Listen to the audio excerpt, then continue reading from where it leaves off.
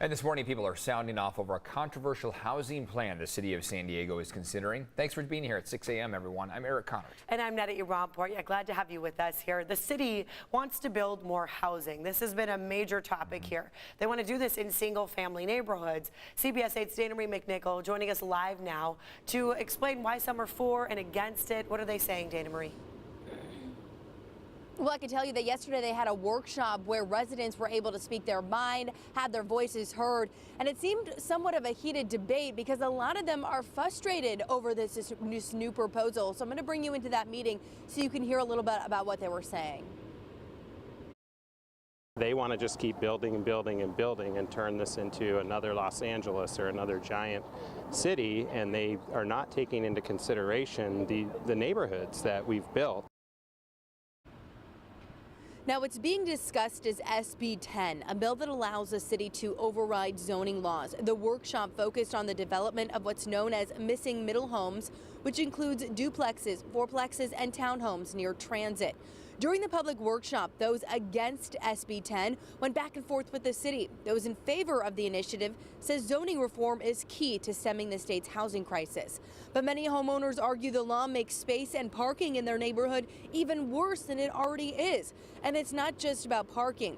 Some we spoke to say it represents major infrastructure and safety concerns.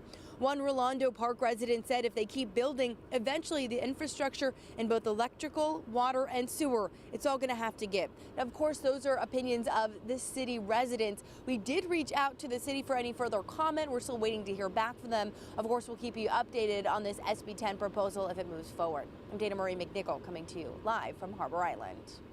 Dana Marie, thank you. Happening here today, 3 people charged with felony sex trafficking after a major police operation will be in court. One of them, 22-year-old Clifford Stokes Jr., this man.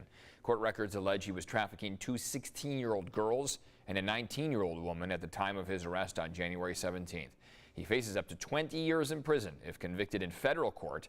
A total of 48 people were arrested in Operation Better Pathways, 38 of them charged with misdemeanors on prostitution charges.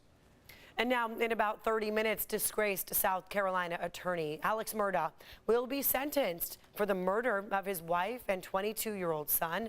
Their deaths happening back in 2021.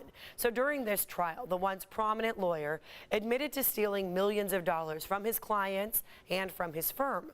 Prosecutors argued Murdaugh's financial crimes were about to be exposed, so he killed his wife and son in an effort to move the focus away from all the missing money.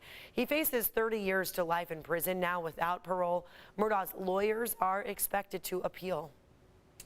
This morning, people in San Diego and across the country are raising the alarm about an illness that's been going around. Yeah, you may have noticed this in your family. They say people are getting sick with stomach viruses, runny nose, sore throats, coughs. CBS 8's Chris Groh joining us now to explain why local doctors say the illness is different from COVID and the flu. What are we dealing with now, Chris? Yeah, unfortunately, something is going around, especially as we are about to be enjoying spring, but it could be a number of different viruses. So I want you to take a listen to this family describe their symptoms, their experience, to get an idea of if you experience this, what you may be dealing with and what you may have dealt with.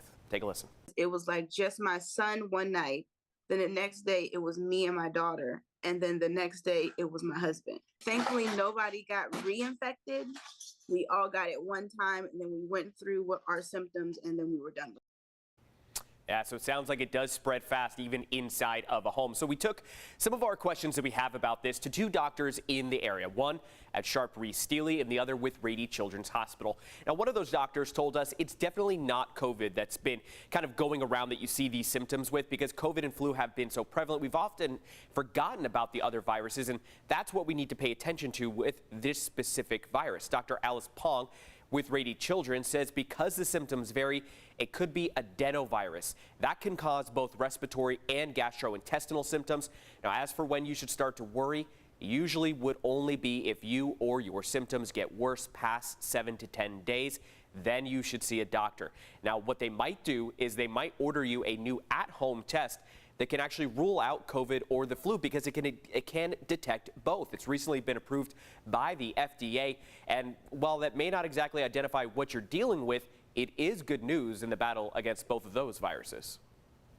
So whenever I see people who are really sick and who really present with kind of a viral syndrome type picture, I just go ahead and order both because I think it's best to rule out both of those serious viruses. Yeah, so if you're feeling sick but not quite sick enough for the doctor, not quite well enough to go back to work, a lot of people are wondering what should they do to pass the time. Well, spring cleaning, right? If you feel up to it, get to doing that because it can help actually prevent the spread of the virus, especially within your own cohorts, your family, your friends. Open up some of those windows, get some sunlight in there, and get some of this nice breeze in there as well, too. Eric and Netta. All right, thanks for that, Chris. This morning, millions of people across the country are under the threat of severe winter weather. Look at this. Louisiana, Texas, California, all over the place. Tornadoes along with strong winds and large hail caused destruction in parts of Louisiana and Texas and left tens of thousands of people without power overnight. Now, this is the same weather system that buried California mountain communities in snow. One family was just rescued after being stuck at an Airbnb in Crestline for over a week. Incredible. We're so ecstatic. We're so happy. Family back home is like really worried and nervous. And these are the kiddos. Incredible amounts of snow here piling up. Look at this. Other folks remain trapped at home. San Bernardino Sheriff's deputies loaded up food to take to desperate snowed-in residents. Yeah, incredible to see 3 to 4 feet of new snow that came this week for those San Bernardino County mountains. So yeah, for those people who are stuck, obviously we're hoping they get home quickly. Also, we want to talk about these recent storms and how it's impacted our drought. A positive shift as you'll look across the state of California, but experts say this U.S. drought monitor really only reflects surface water levels, so not deep under the surface.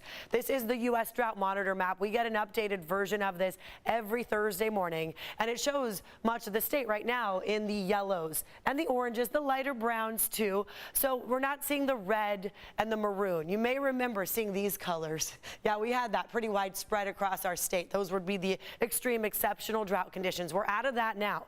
Areas like the Sierra Nevada mountains where you see all of this white and you see the coastline right here.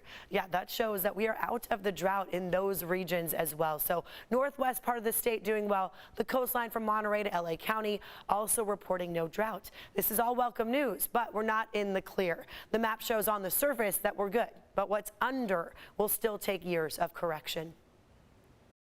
We've taken more water out of these aquifer systems than we've put in, and so they have been overdrafted. Some of the deficiencies were with respect to agencies not looking at that connection between groundwater and surface water.